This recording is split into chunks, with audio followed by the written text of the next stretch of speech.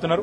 మేము కూడా ప్రభుత్వాన్ని ఒకటే కోరుతున్నాం, చచ్చిపోయినాక కాంపెన్సేషన్ ఒక 5 లక్షలు ఏదో ఇచ్చి చేతులు దులుపుకున్నాడు కాదు, భవిష్యత్తులో ఇంకెవరు చావకుండా చూడండి, భవిష్యత్తులో ఎవరికి ఇట్లాంటి దుర్మార్గమైన పరిస్థితి, ఇంత ఘోరమైన పరిస్థితి రాకుండా చూడండి.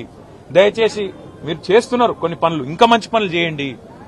అందాల పోటీలని వాటి మీద పెట్టిన శ్రద్ధ దీని మీద కూడా పెట్టండి, వాటి మీద పెట్టే ఖర్చు ఇక్కడ కూడా పెట్టండి. ఇక్కడనే కాదు, ఒక ఓల్డ్ సిటీ అనే కాదు, హైదరాబాద్ అనే కాదు, రాష్ట్రంలో ఏ మారుమూల పల్లె గాని పట్టణంలో గాని యాక్సిడెంట్ అయ్యింది అంటే వెంటనే ప్రాణాలు కాపాడుతందుకు కావాల్సిన సరుకు సరంజామా, మనుషులు, ట్రైనింగ్ ఇవన్నీ ఉండాలి. అవన్నీ ఉండకపోతే ఉత్తగానే వచ్చినాం పోయినామంటే కరెక్ట్ కాదు. ముఖ్యమంత్రి గారు కూడా వచ్చేది ఉండే, కనీసం వచ్చి చూస్తే, ఎందుకంటే ఆయననే హోంమంత్రి, ఇంకొకరు ఎవరు లేరు. మరి ఆయన కిందికే ఫైర్ డిపార్ట్మెంట్ వస్తుంది, ఆయన కిందికే హోంశాఖ వస్తుంది.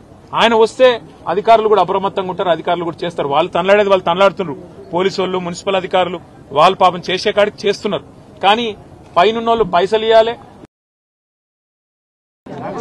నిన్న జరిగిన దుర్ఘటన హైదరాబాద్ చరిత్రలోనే అతిపెద్ద దుర్ఘటన. అగ్ని ప్రమాదం ఏదైతే జరిగిందో, ఒకటే కుటుంబంలో 17 మంది చచ్చిపోవడం అంటే నిజంగా కూడా మనసున్న ఎవరికైనా నిన్న ఆ సంఘటన దృశ్యాలు, ఆ తర్వాత వాళ్ళ కుటుంబ సభ్యుల ఆర్తనాదాలు వింటే గుండె కదిలిపోయే పరిస్థితి.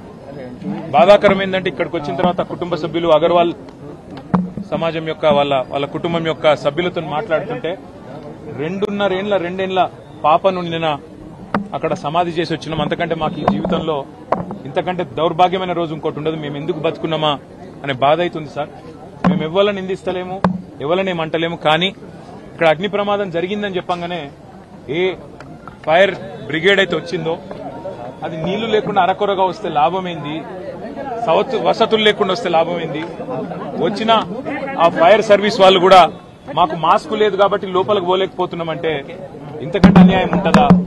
అట్లే వచ్చిన అంబులెన్స్ లో కూడా మాస్కులు పెట్టకపోతే, ఎందుకంటే ఎప్పుడైనా అగ్ని ప్రమాదంలో ఆ పొగతోని ఊపిరాడదు, ఆ ఊపిరాడకనే ఊపిరి పోతుంది, ప్రాణాలు పోతాయి. అట్లాంటప్పుడు ఆక్సిజన్ మాస్కులు లేకుండా, అట్లాంటప్పుడు వచ్చిన అంబులెన్స్ లో కనీస సౌకర్యాలు లేకుండా వస్తే ఎట్లా? ఆ సౌకర్యాలు ఆ ఫైర్ ఇంజన్ లా అంబులెన్స్ లో ఉంటే కొన్ని ప్రాణాలు బతుకుతుండే, కొంతమంది అన్న మా వాళ్ళు బతుకుతుండే అనే బాధ. ఇలా రాజకీయం లేదు, ఎవరిని తిట్టేది లేదు. కానీ ఒకటి మాత్రం వాస్తవం, ఇంత లాపర్వా ఉంటే మాత్రం ప్రజల ప్రాణాలు మల్లబోయే ప్రమాదం ఉంది. వాళ్ళు ఎంత గొప్ప వాళ్ళంటే ఒకటే కుటుంబంలో 17 మంది చచ్చిపోయినాక కూడా వాళ్ళు అంటున్న మాట ఏంది ఇక్కడికి వచ్చినాకంటే ఎవరిని తిడతలేరు, వాళ్ళు రాజకీయం చేస్తలేరు, ఎవరిని ఫలానా వాళ్ళు మంచోళ్ళు కాదు చెడ్డోళ్ళు అంటలేరు.